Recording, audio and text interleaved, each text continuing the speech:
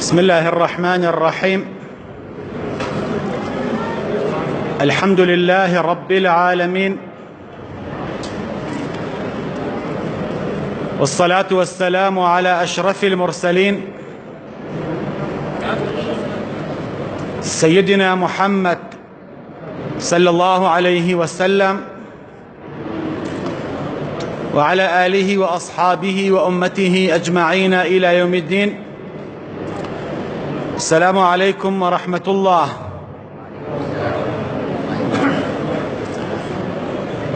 يا ربي خواهي قورا لقناحي همولا يا خوش بي إن شاء الله. يا ربي خواهي قورا طاعت عبادتي همولا يا قبولك إن شاء الله. لماذا هجرتنا يا بلال؟ بلال بولي من دابراويتو بولي من دوركوتي تتوا. بلال بوبي رحم بويتو سردان من ناكيت أمنا ونشاني بابتي أمشو ما نفشت بخوا بزانين أما فرمايشتي كي فرمويتي لكوي فرمويتي شون بوا مسألك زور لقل جياني صحابا جياوين بتايبتي رجال حول الرسول بياواني دوري بيغمبر صلى الله عليه وسلم. جياني هاولاني ما مستا حبيب محمد سعيد حياة الصحابة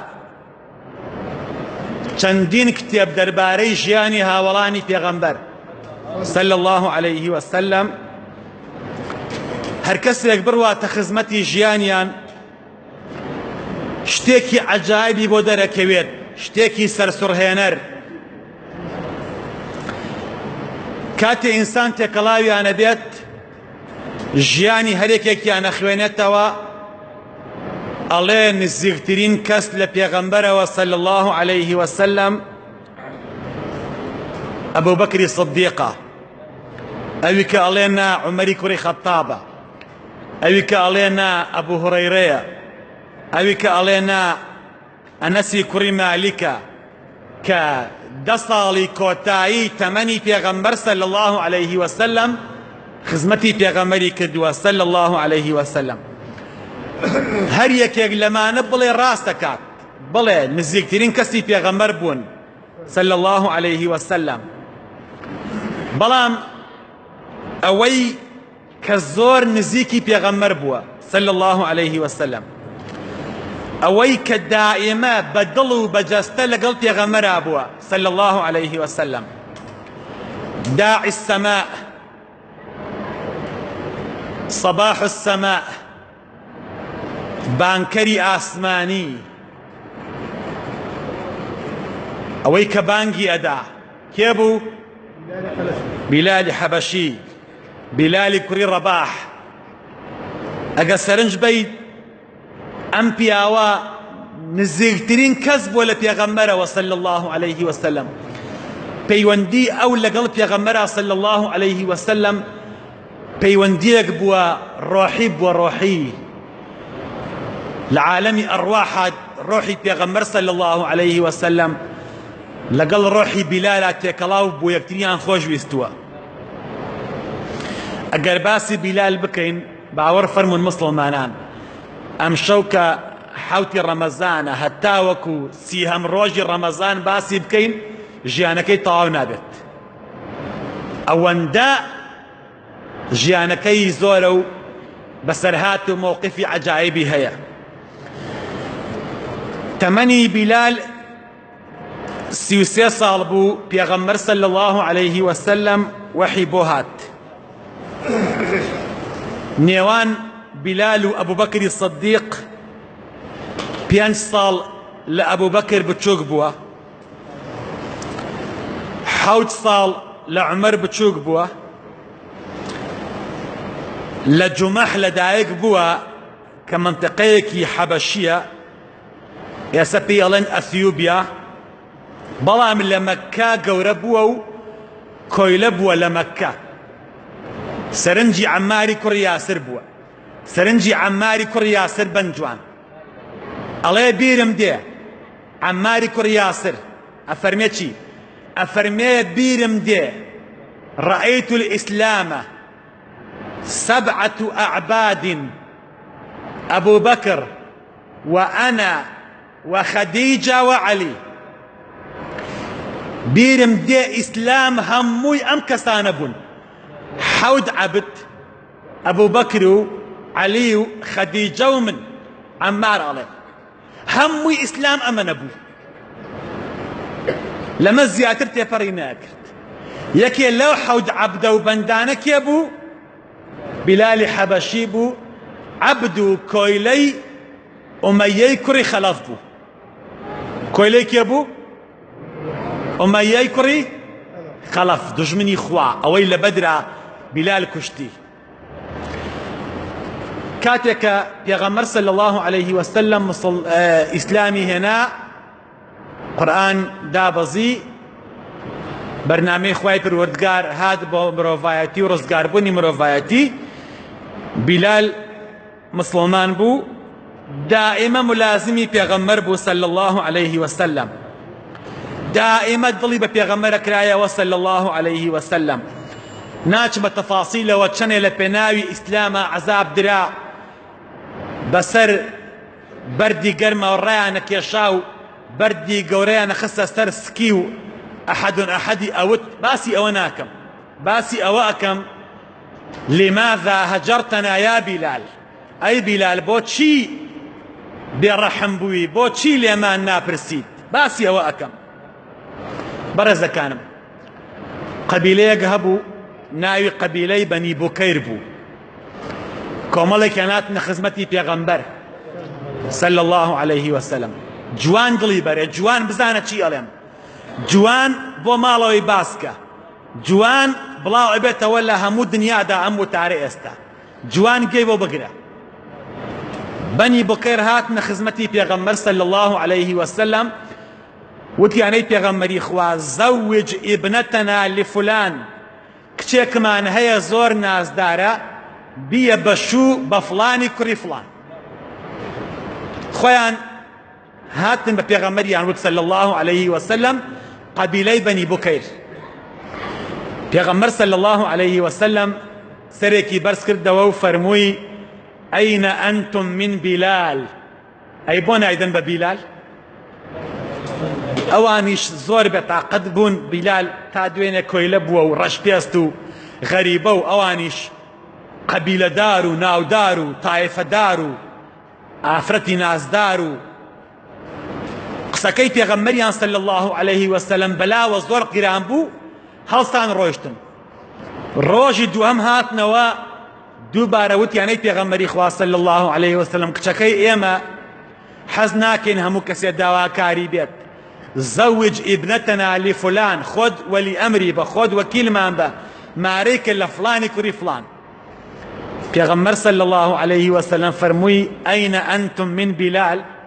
ئەی بۆ نایدەن بە بیلال؟ ئەو ڕۆژەش هەر ڕۆیشتن بێتاقەت بوون. ڕۆژی سێهەم هاتنەوە وتیانەی پێغەمبەری خوا صلی الله عليه وسلم زەوج ئیبنەتەنا لفلان، کچەکەمان مارەکە لە فڵانی کوڕی فڵان. پێغەمبەر صلی الله عليه وسلم هەڵسایەوە سەر پێ فەرمووی ئەینە ئەنتم من بیلال؟ هذا رجل من الجنة. الله لو شاهدية، الله لو الرزاء. ئەی بۆ نایدەن بە بیلال؟ بیلال پیاوێکە ئێستا لە دنیایە، بەڵام ئەهلی بەهەشتە، بەهەشتیە، بەهەشتی. کێ شاهدی بۆ بات؟ پێغەمبەر صلی الله عليه وسلم. لە شوێنی خۆیان نەجوڵان، قەبیلەی بەنی بوکەیر کچەکەیان هێنایە خزمەتی پێغەمبەر صلی الله عليه وسلم، مارەیان کرد لە بیلالی حەبەش، چونکە پێغەمبەر شاهدی بۆیاوە صلى الله عليه وسلم. كاتب پیغمبر صلى الله عليه وسلم كوشي دعاي كرت بلال شجروش لمدينة جيا شجروش كبانكي أداو سير قبركي پیغمبري أكر صلى الله عليه وسلم أجشت أشهد أن محمد رسول الله خوي بينا أجيراو دسي أكر بجريان وأبو رايوه شو خزمتي أبو بكر الصديق كخليفة بو شجروش دواي وفاتي پیغمبر صلى الله عليه وسلم فرمي أبو بكر تاقد ناقرم لشوينه كابسو الريموا كبيغمبر صلى الله عليه وسلم لجير قلقيا بيتو من بسر قلقوا إجازم بو أرام وتي بو كوية وتي أرام إذني ياو شو بو دمشق بو كوية شام شو بو شام بلال نها توا بو مدينة أبو بكر الصديق وفاتي كرت عمر كوري خطاب بو بخليفي إيمان داران شويك بلال لدمشق بو خوتبو لخويا پیغمبر صلى الله عليه وسلم هات خوي فرموي لماذا هجرتنا يا بلال أي بلال بو أو نبي رحم بوي بو سرمان لينادي بو ليمان دركوتي توا بو ناي توا بو لامان دميك أنا هاتي بو لامان بلال كتو بر خبري بو يوا كخبري بو يوا يكسر هەڵسایەوە خۆی پێچایەوە و بە خێزانەکەی وت من ئەڕۆم بۆ مەدینە هاتە مەدینە قەدەری خواوا بوو شەو هاتە مەدینە کاتی نوێژی بەیانی بوو تۆ سەیری ئەم قەدەرە ئەو شەوە بانگبێژەکەی مەدینە بانگبێژەکەی مزگەوتەکەی پێغەمبەر صلی الله عليه وسلم بۆ بانگ خەبەری نەبوو بوویەوە کە هاتە مزگەوت کاتی نوێژ بوو خەڵک چاوەڕێی بانگیانە کرد چووە مزگەوتەوە و بانگیاندا کێ بانگیدا بیلالی حەبەش شەو نوێژی بەیانی کە بانگیدا مەدینە هەمووی خرۆشا هەمووی هەڵسا هەمووی وایان زانی پێغەمبەر صلی الله عليه وسلم زیندوو بووەتەوە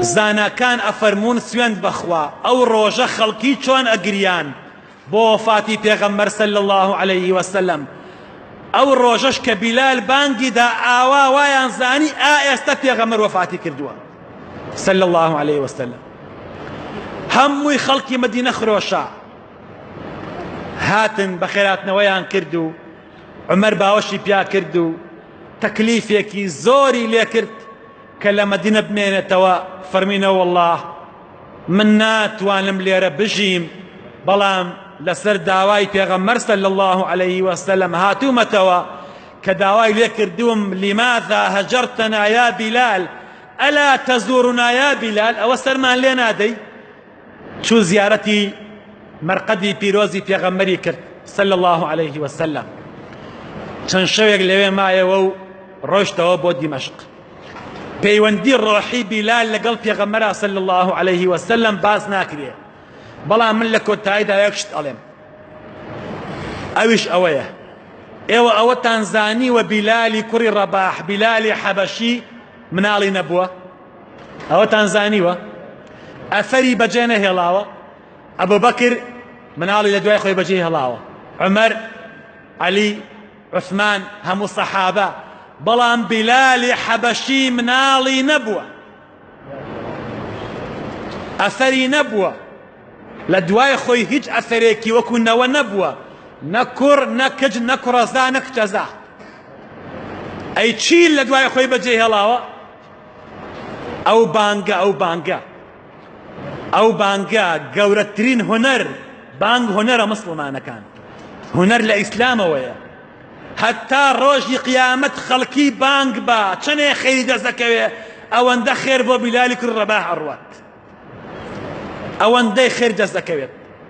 ئەوانە لە قیامەتا ملیان قیتە. بیلالی کوڕی ڕەباح پێغەمبەر صلی الله عليه وسلم لە بەهەشتا بینیویەتی تەقەی نەعلەکانی هاتووە. خوای گەورە بمانکە بە شوێن کۆتەی ئەو پیاو چاکانە ئینشاء الله. خوا لە گوناهمان خۆش بیت، خوای ڕەحممان پێ بکەیت، خوایە ئیمانمان سەلامەت بکەیت، خوایە ئیسلاحی حاڵمان بکەیت، خوایە دوعاکانمان گیرا بکەیت، خوایە شیفای نەخۆشەکانمان بەی، یا ڕەبی خوایە شیفای نەخۆشەکانمان بەی. هەر کەسێک نەخۆشە و داماوە و زەلیلە خوایە شیفای بەی، خوایە بە ئومەتی پێغەمبەر حەسێبمان کەی، خوایە وڵاتمان ئەوەدان کەیتەوە، خوایە هەرزانی خەیتە وڵاتمانەوە، خوایە ڕزق و ڕۆزی حەڵالمان بەنسیب بکەی، خوایە لە گوناحی باوک و دایکمان خۆش بی، لە گوناحی مردووەکانمان خۆش بی، خوایە بە ئیسلامەتی بمانژێنی، بە ئیسلامەتی بمامرێنی، خوایە بەر شەفاعەتی پێغەمبەرمان خەی. آمين آمين والحمد لله رب العالمين. والسلام عليكم ورحمة الله وبركاته.